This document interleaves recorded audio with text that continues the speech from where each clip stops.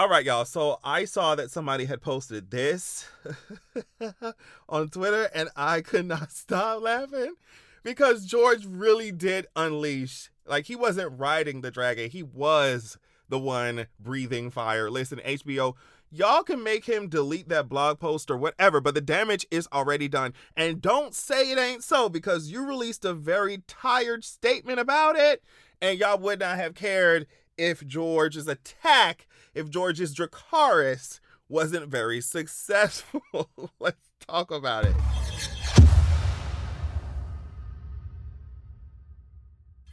All right, as usual, I'm going to say go check out my Patreon if you haven't yet. Thanks to everyone who has. We have so much fun over there.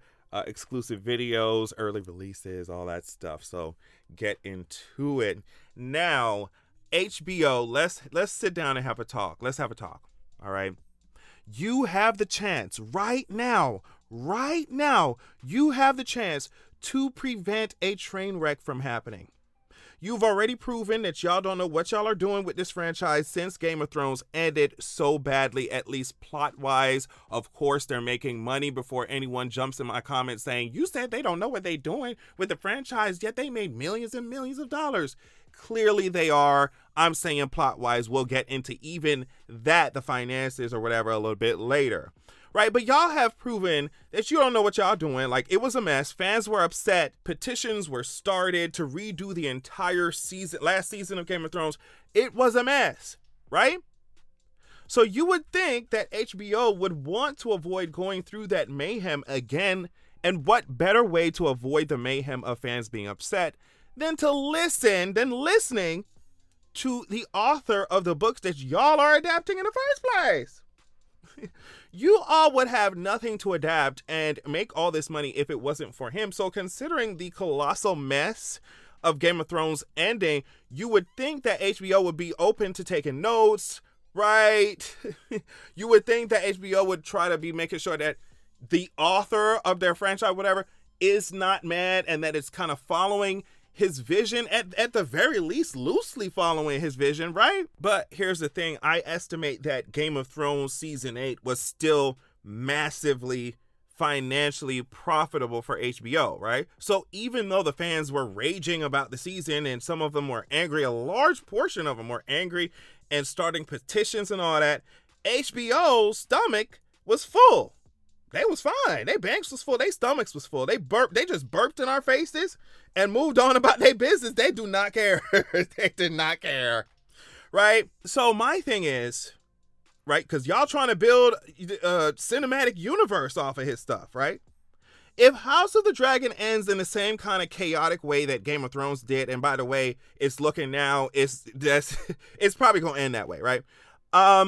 If House of the Dragon ends in that same kind of way with a bad plot, bad writing, bad ending, will it be as financially profitable for y'all as it was before? Like, yes, I'm not going to deny that no matter what the plot, no matter what. That's why people put tired CGI in some of these movies, because they're just like, girl, y'all gonna show up anyway.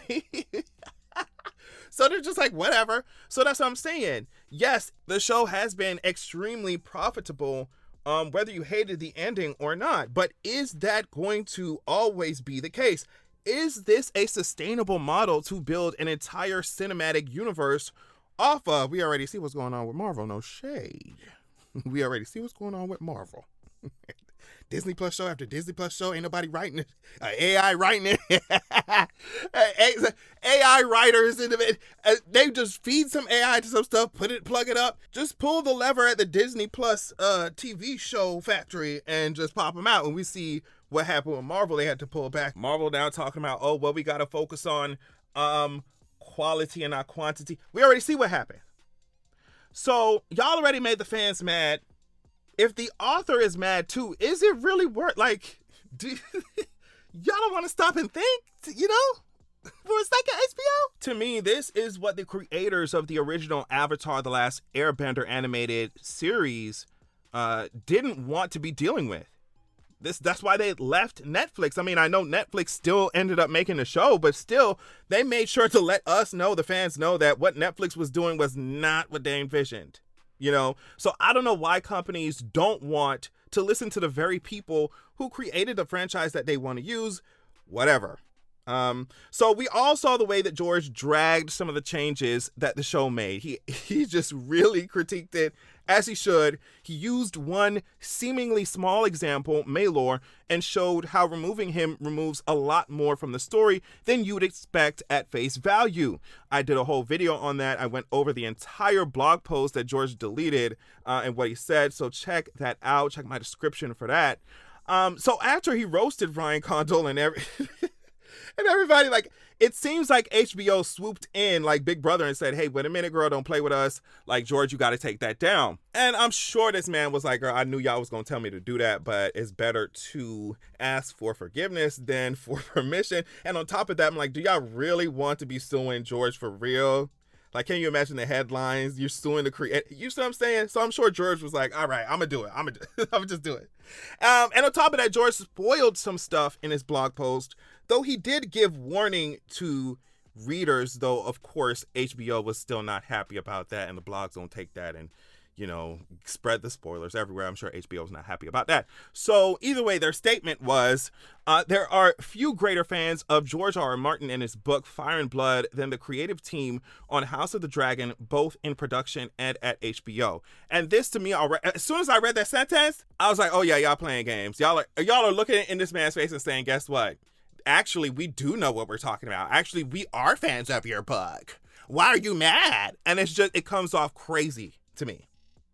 So they continue, commonly when adapting a book for the screen with its own format and limitations, the showrunner ultimately is required to make difficult choices about the characters and stories the audience will follow. We believe that Ryan Condal and his team have done an extraordinary job, and the millions of fans the series has amassed over the first 2 seasons will continue to enjoy it. So this, to me, this entire paragraph was absolutely corny. They basically said, girl, we know what we do, we know what we're talking about, we know what we're doing. And if you aren't aware, you know, the show is not going to look the same as the book. Like George hasn't addressed that so many times, and basically said, guess what? Millions of fans are already enjoying it, and millions are going to continue to. And I'm just like, okay, but for how long? Like, how are y'all gonna really play this? I mean, hey, maybe y'all could do it. Maybe y'all know more than me. Of course y'all do. I don't work in no TV industry or anything like that. But I do question if, like, ignoring the author and not being worried if fans are, you know, annoyed or not. Like, I wonder how sustainable that business model is. And so HBO sounds like some of the people who I see speaking online right now saying that, oh, well, George should just hush. We already know that there are limitations when it comes to TV and budget limitations, constraints, logistics to think about. So he shouldn't expect for the show to look the same as the book. And I'm just like, George has multiple times has said, of course, legitimate changes have to be made. Like if you have to shorten battles or use less horses, things like that. He considered legitimate changes, but it's just like, I don't understand why people can't be empathetic to the fact that, hey, like, they're changing the very fabric of my story. Like, that's what he's saying. Some people really think he shouldn't say anything at all and that it's in poor taste that he even spoke up like this in the first place. But can you imagine, you know, a company butchering your work already once, right? In Game of Thrones, right? And you are as coy and reserved as you could be about that publicly, right? You were really coy. You were reserved. You were just like, the show's a show, the book is a book, whatever, you know, kept it in. You held it in. And then now, for the next show, I'm sure people promising you like, oh yeah, you know, we're going to have Maylor, we're going to have this, it's going to be fine. Then you're looking at all the plans for future seasons of House of the Dragon, you know, seasons 3 and 4, and you hate that too. You hate that too. So you already suffered through Game of Thrones. You held your tongue, really. He was a little shady, but he for the most part, he held his tongue. He wasn't doing all this. And then now you go mess up House of the Dragon. On top of that, like, I don't see how, I mean, anybody in that position would be like, girl, this is crazy. Like, this is crazy. But at the end of the day, I think George might eventually have to just put up a wall between the show and the books. Like, I don't see another option at this point. And I mean, make a statement like the creators of Avatar: The Last Airbender did, like, you know, saying, girl, I don't know what they got going on at HBO, but my books and that, you know, that show are not the same. Like, that's the only thing you can do at this point, because if you did all this as the author, right, like released a blog post expressing your concerns, and the company responds by essentially saying, no, actually, we know what we're doing, get over it. To me, that response means that the company does not care about your work at all. Like, they could have said something as simple as, oh my goodness, we see that the author is upset, and we've also had fans upset before with Game of Thrones and the ending of season 8. We see y'all, we hear y'all, and we're promised that we're going to get this right. Something even as basic as that. I don't know if I would have believed it. I don't know if I would have believed it, but at least it would give the facade, at least, that you respect the author and the fans. Like, oh my gosh.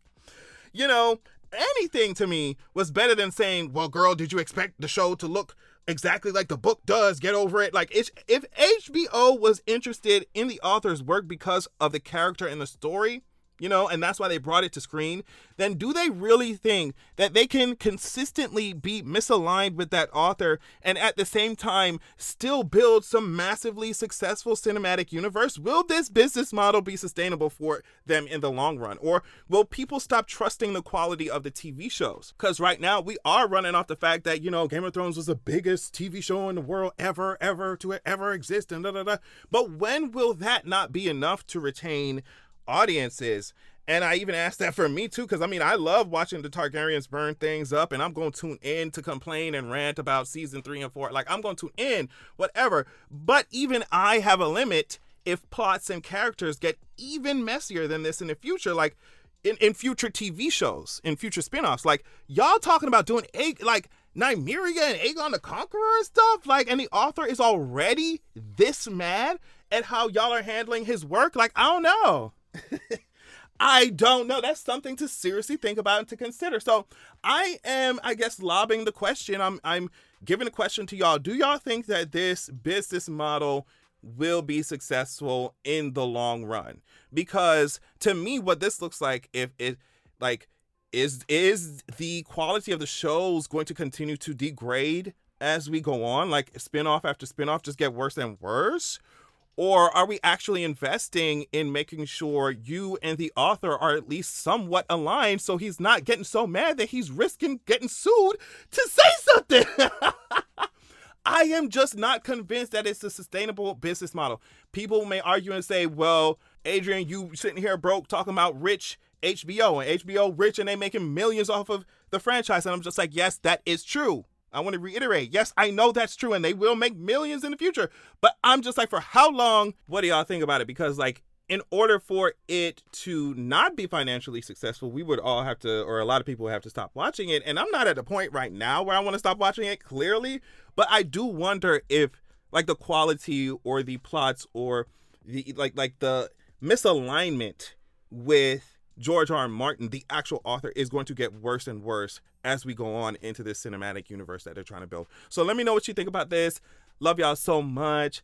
Check out my Patreon, like I said, and I'll catch y'all later. Peace. Make sure that you're going to www.zeraxia.com. When you join the wait list there on the site, you will be the first to be notified when I drop my sequel. Also, you'll immediately get chapter 1 of my upcoming sequel of the upcoming book sent to your email as a PDF. So check that out. Also, this is a different excerpt from my upcoming book, so you definitely want to pause to read if you're trying to get your life. Keep in mind that this upcoming book, this sequel, is following up the first book that is already released called Zeraxia, Wrath of the God King. I released it a few years ago. It was my introduction to writing fantasy and stuff, so just go easy on me. But either way, as you can see here, it's given 4.9 stars. So yeah, check out Zeraxia, Wrath of the God King while you wait for Zeraxia, The Vengeance of Coldwind, right? And go to Zeraxia.com, sign up, join the wait list, get your free chapter. Thank you so much.